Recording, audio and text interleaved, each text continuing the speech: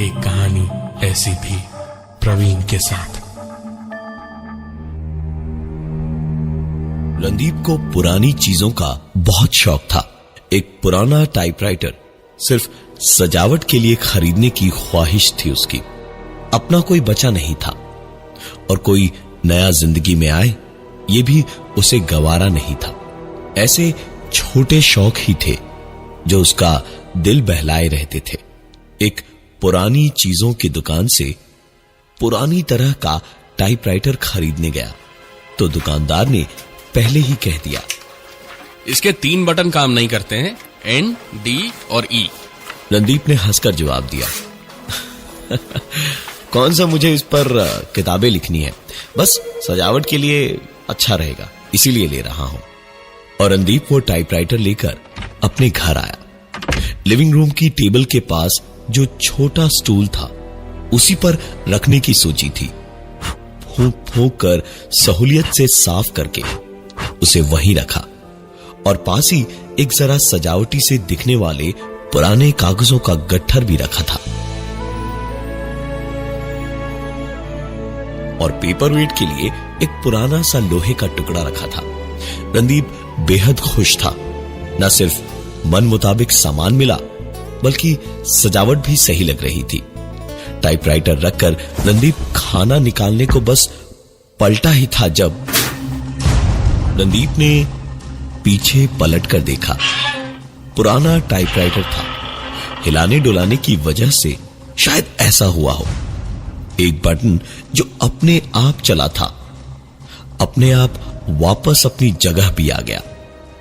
खाना खाकर रणदीप आराम से टीवी देखते देखते ही सो गया। नींद में रणदीप को अजीब सी घुटन सी होने लगी। बेहद खौफनाक सपना उसे परेशान कर रहा था। सपने में उसका मरा हुआ बेटा उसके सामने रोए जा रहा था। कह रहा था, बचा लो पापा, मुझे बचा लो। रणदीप को नींद में जैसे लग रहा था कि उसकी सांस ही रुक जाएगी। जब हाफता हुआ रणदीप नींद से जागा और उठकर बैठते ही बेटे के सचमुच जिंदा ना होने का जब ख्याल आया तो बस खुद को रोक नहीं पाया। रणदीप रो पड़ा और तब तक रोता रहा जब तक जज्बातों का दर्द बर्दाश्त से बाहर हो गया। वो रोते ही बेबस सा चिल्लाया, क्यों क्यों क्यों? लौटा दो मेरा बेटा, मुझे लौटा दो ना। अरे क्या मिल गया उसे मुझसे छीन कर? एक बार मेरे मरे हुए बेटे को मुझे लौटा दो, मुझे मेरे मरे हुए बेटे को लौटा दो।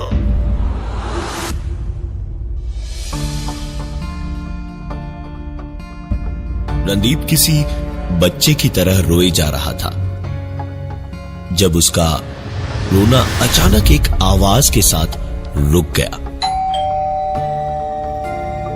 रात के 3 बजे कौन आ धमका? जरूर दुकान पर कुछ गड़बड़ हुई होगी।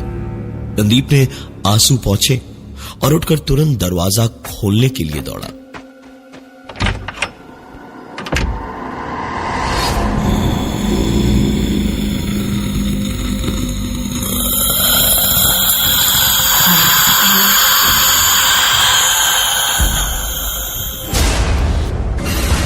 और दरवाजा खोलते ही उसकी आंखों की नींद, दिल का दर्द और बेबसी सब जैसे हवा में उड़ गया।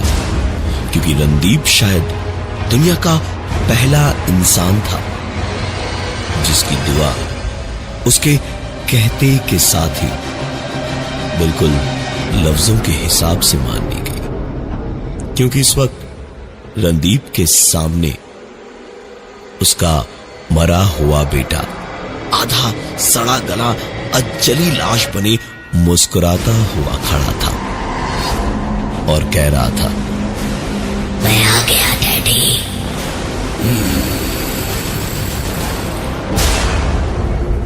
एक कहानी ऐसी भी प्रवीण के साथ।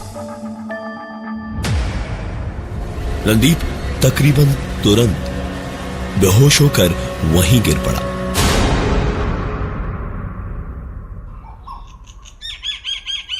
सवेरे आंख खुली तो देखा रणदीप अपने कमरे में अपने पलंग पे नहीं था, बल्कि वहीं दरवाजे के पास ही बेहोश पड़ा हुआ था।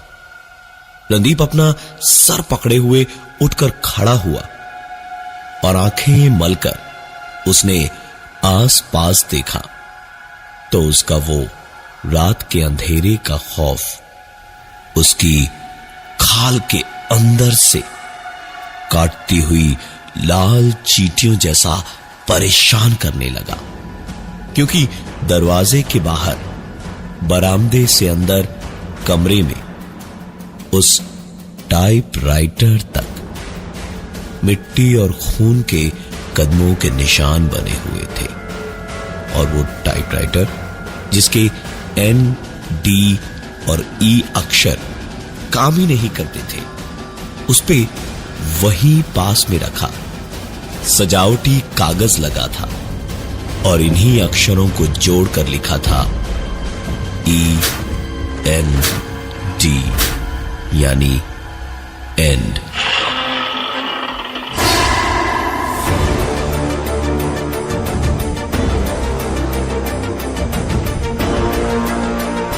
रणदीप ने हाथ में लाठी लेकर पूरा घर देखा, कहीं कोई नहीं था।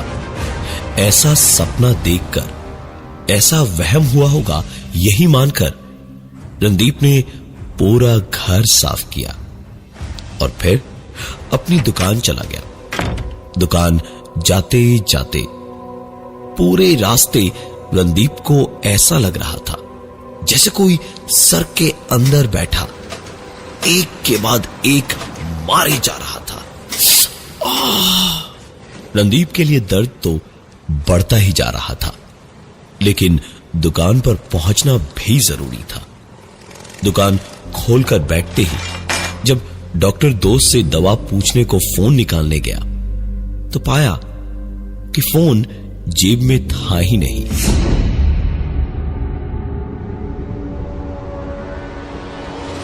दुकान का लैंडलाइन उठाकर रणदीप ने अपने मोबाइल पर फोन मिलाया। फोन बजता ही गया।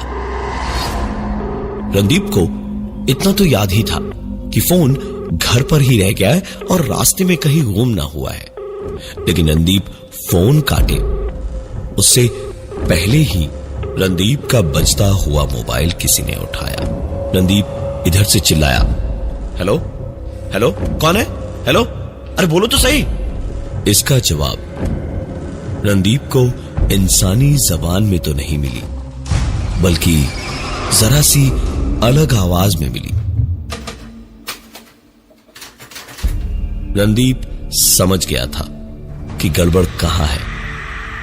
एक दिन दुकान बंद रहेगी तो भूखा नहीं मरेगा। यही सोचकर रणदीप तुरंत दुकान बंद करके निकला और तकरीबन कुछ 20 मिनट बाद घर पहुंचते ही दरवाजा खोलकर जैसे ही अपना मोबाइल दोबारा उठाकर देखा तो जान में जान आई।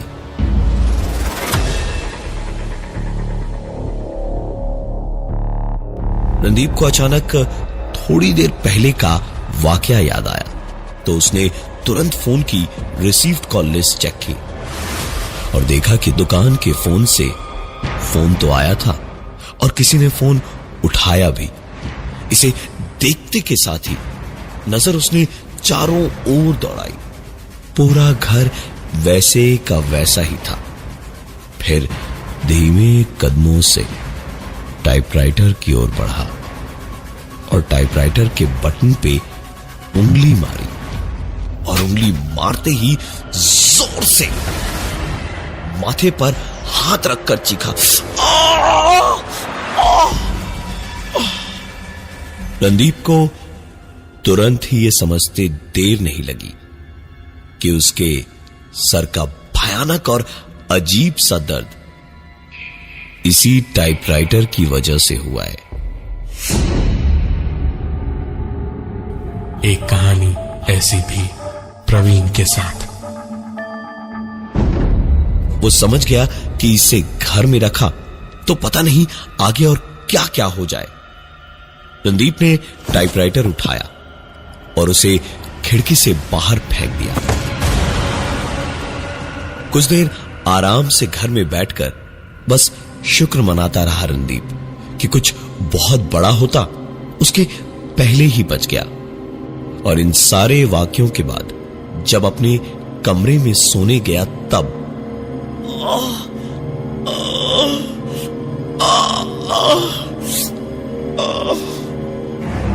रणदीप का सर दर्द से फट रहा था और ये वही दर्द था जिसने उसे आज वापस घर से दुकान जाने की हिम्मत तक नहीं करने दी।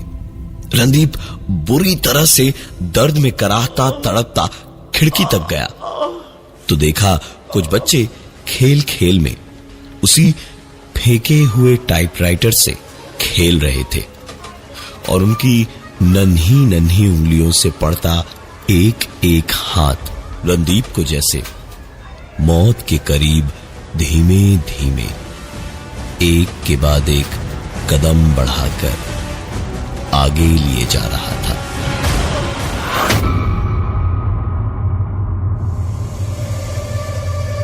रणदीप समझ रहा था कि ये टाइपराइटर न सिर्फ उसके ठीक रहने के लिए जरूरी है बल्कि शायद जिंदा रहने के लिए भी। रणदीप दौड़कर तड़पता हुआ उसी दर्द में घर से बाहर भाग कर गया और वो टाइपराइटर बच्चों को बहला फुसलाकर उनसे वापस ले आया और उसे लाकर बाहर कतई न रखकर सीधे अलमारी में रख दिया और ताला लगा दिया। अब सब कुछ ठीक था। देर रात का वक्त था। रणदीप गहरी नींद में सो रहा था। नींद में हल्की हल्की आवाजें उसे सुनाई दे रही थी लेकिन बिल्कुल साफ साफ आवाजें थी।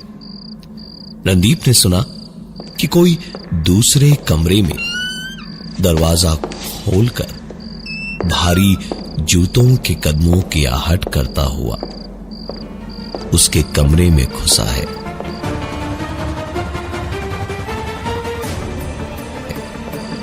उसने अलमारी खोली, कुछ भारी सा अलमारी से निकाला और फिर एक कुर्सी खींचकर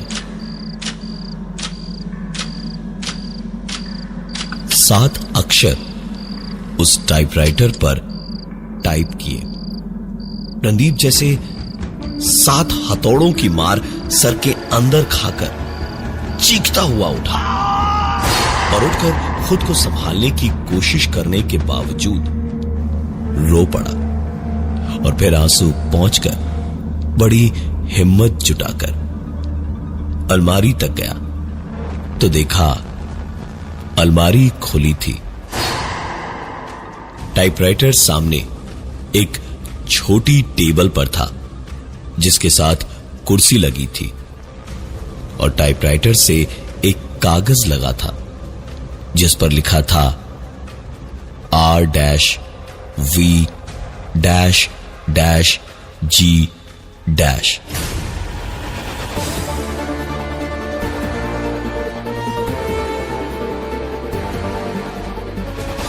रणदीप के आंसू छलक आए।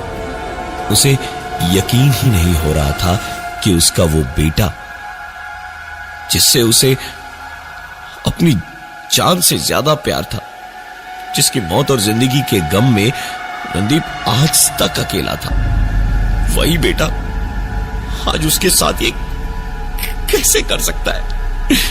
क्या मौत के बाद प्यार के मायने बदल जाते हैं? इस पूरी वारदात से रणदीप को डर नहीं दुख पहुंचा था। रणदीप अपनी फूटी किस्मत पर रो ही रहा था जब एक बार फिर से टाइपराइटर रणदीप की आंखों के सामने चला तो जरूर, लेकिन नाम भर का भी दर्द नहीं हुआ रणदीप को।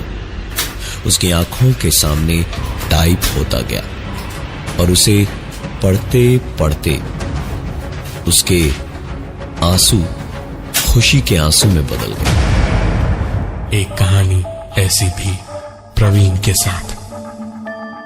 टाइप होना रुका और रणदीप ने पूरी लिखावट पढ़ी।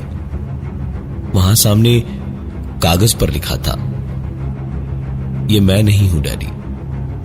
रणदीप को एक पल को अपने बेटे पर नाज हुआ, लेकिन फिर अगर ये रणदीप का मरा हुआ बेटा नहीं है तो फिर कौन है? रणदीप के मुंह से डरते हुए एक और सवाल निकला, कौन हो तुम? हाँ, एक बार फिर से एक के बाद एक टाइपराइटर पर धीमे धीमे कुछ टाइप होता गया और हर टाइप होते अक्षर के साथ रणदीप चीखें मार मार कर चिल्लाकर रोता गया। और जब टाइपराइटर का चलना और सर का दुखना बंद हुआ तो रणदीप ने अपने सामने कागज पर फिर से लिखा हुआ देखा, R-V-G-।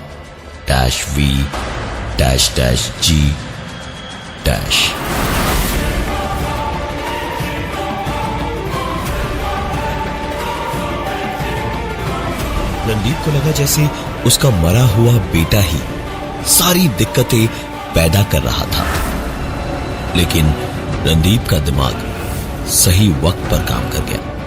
उसने टाइपराइटर उठाया और उसे लेकर आंगन में बने हौदे के पास ले गया और पानी से भरे हौदे में टाइपराइटर को फेंक दिया।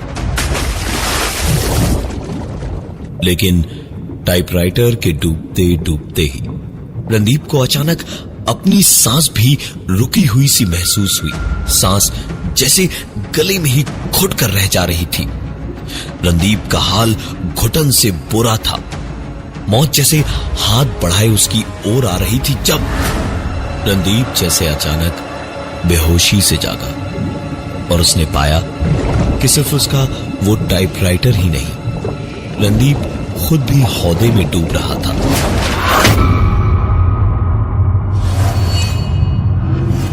तड़पते छटपटाते किसी जल में मछली की तरह पानी से रणदीप बाहर निकला और हांफते हांफते बोला, कौन हो तुम? अगर तुम मेरे बेटे नहीं हो तो आगे कौन हो तुम? और रणदीप को उसके सवाल का जवाब। रणदीप अब और नहीं झेल सकता था।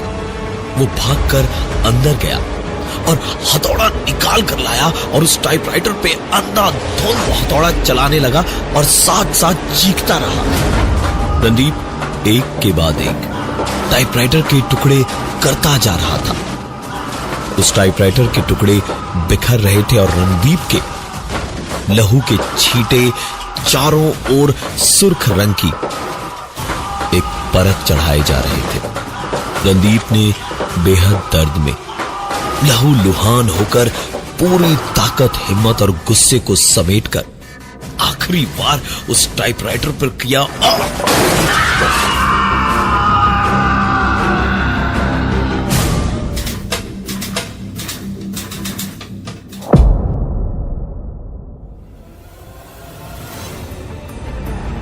कुछ दिनों के बाद रणदीप के घर की छत और खुली खिड़कियों पे चील कौवे दिख रहे थे।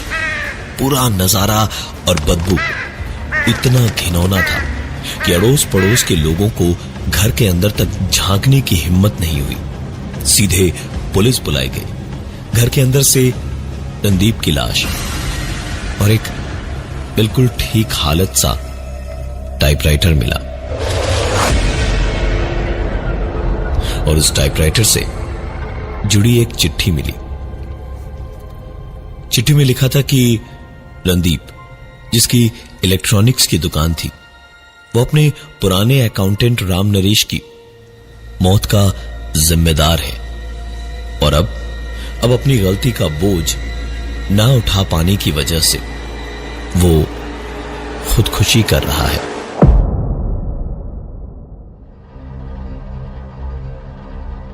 दरअसल रणदीप ने अपनी दुकान की बिक्री बढ़ाने और अपने खुद के रिकॉर्ड्स वगैरह ठीक से संभालने के लिए अकाउंटेंट का टाइपराइटर हटवाया और उसे कंप्यूटर दिया था।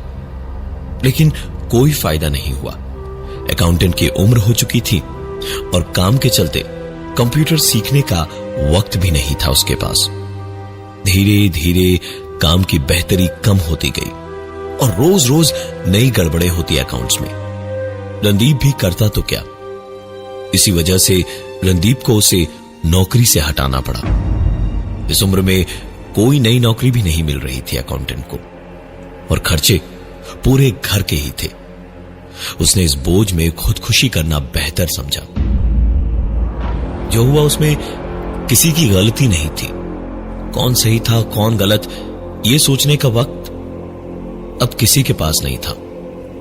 अगर कुछ था तो बस वो टाइपराइटर, जिसे कल ही खरीदते वक्त मनोज शर्मा को दुकानदार ने कहा था, अरे ले जाइए, बस काफी पुराना एंटीक है ना, तो इसके 3 बटन काम नहीं करते, E, N और D। मैं हूं प्रवीण और ये थी आज की एक कहानी ऐसी भी।